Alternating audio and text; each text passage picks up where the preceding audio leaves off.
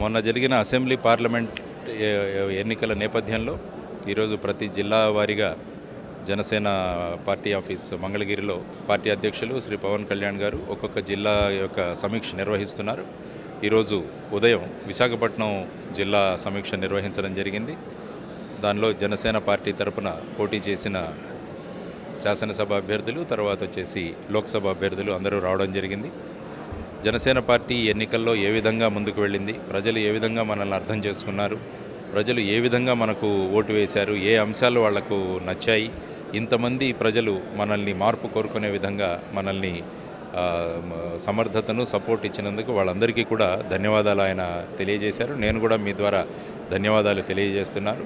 మన ఆంధ్రప్రదేశ్లో 19 లక్షలకు పైగా మంది ఓటర్లు జనసేన యొక్క సిద్ధాంతాలను, జనసేన యొక్క మార్పు రాజకీయాలను, జనసేన యొక్క జీరో బడ్జెట్ పాలిటిక్స్ని ఆదరించినందుకు మార్పు మొదలైంది. ప్రజల ఆలోచనలు మొదలయ్యాయి.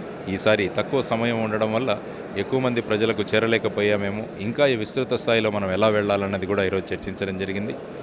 రాబోయే స్థానిక సంస్థల ఎన్నికలు, అదేవిధంగా కార్పొరేషన్ ఎన్నికల్లో కూడా జనసేన ఎటువంటి వ్యూహాన్ని తీసుకోవాలి, ప్రజా సమస్యలను ఏ విధంగా అర్థం చేసుకొని మన అభ్యర్థుల ద్వారా ఆ సమస్య పరిష్కారానికి మనం ఏ విధమైన వ్యూహరచన చేయాలన్నది కూడా చర్చించడం జరిగింది.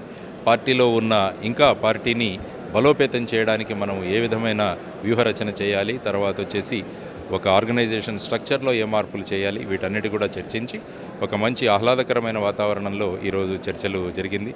ప్రతి ఒక్కరు కూడా తమ మనసులో ఉన్న విషయాలను ఏది దాచకుండా స్పష్టంగా ఆయనతో ఈరోజు చర్చించాం. దాన్ని కూడా ఆయన దీనితో ఆయన స్వాగతించడం కూడా జరిగింది. వీటన్నిటినీ సమీక్షించుకొని మనం విధి విధానాలను త్వరలో ప్రకటిద్దామని చెప్పేసి ఆయన ఈరోజు తెలియజేయడం జరిగిందన్నమాట.